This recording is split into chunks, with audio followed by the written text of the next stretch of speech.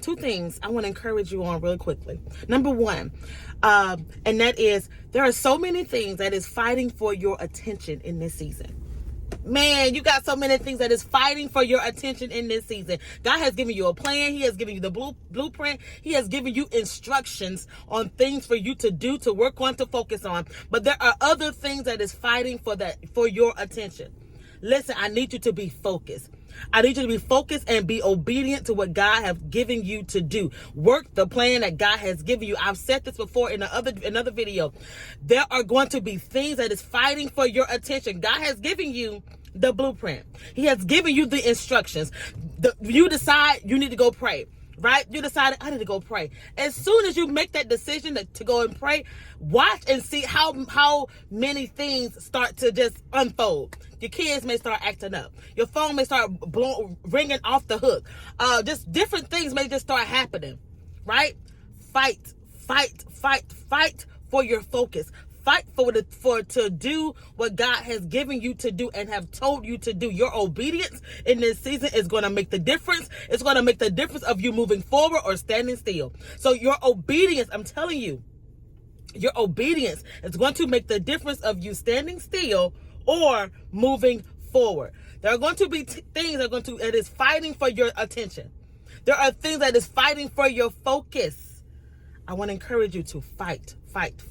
You fight against that and you be obedient to the plan that God has given you. That's number one. Number two is that you need to, when it comes to thoughts, your thoughts. Y'all, let me tell you what happened yesterday. So I'm working on my book. I'm writing the book, right? And so I came to a place where I was going to take a break. In this break, I put my laptop up. I put my notes away. And when I'm putting these things away, the thought came to me was, and it was real subtle. It was so low key and I would have missed it. But the thought was, you can't do it. It's not going to work. Again, the thought was, you can't do it. It's not going to work. Again, it was so subtle.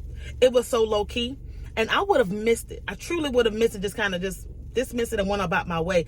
But I've been praying about discernment, heightening of my discernment, heightening of my awareness of the way that the enemy attacks me. That has been my prayer. And so I thank God for the Holy Spirit for helping me to pay attention to that thought. Because here's what happened. When you have thoughts and when you do not grab hold to those thoughts and rebuke those thoughts, they take root. They set root into your life and they start to come to fruition. So you'll find yourself, your desire starts to change, right? So you have this plan that you're trying to work, this thing that you're trying to work on, and you have so much compassion, you have so much excitement towards it, and the thoughts that you're not paying attention to of, you can't do it, it's not going to work, you're a failure, you're going to be just like your mama, just like your dad, or whatever that negative thought is. Whatever that negative thought, if you do not pay attention to that, if you do not grab hold and rebuke it, then it starts to seep in. It starts to take root. Then all of a sudden you're finding yourself losing interest in that thing that you had so much compassion, so much passion towards.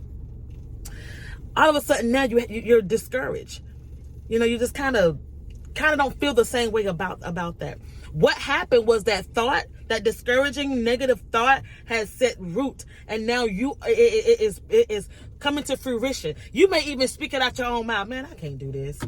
Man, it ain't gonna work. So pay attention to your thoughts.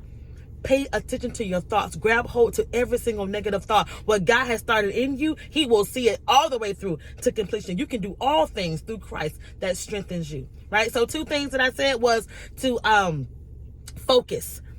Focus. There are going to be several things that is fighting for your attention in this season, but you focus and you be obedient to what God called you to do. Number two is thoughts. Pay attention to those thoughts. Those settled negative thoughts that try to detour you and keep you from moving into the direction that God is taking you or moving you in a way of doing. Hope that makes sense.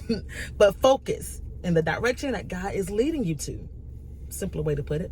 All right. So obedience, y'all. Obedience in this season is going to be the determining factor of you moving forward or standing still. Be obedient to what God has given you to do. You can do it. All right, be blessed.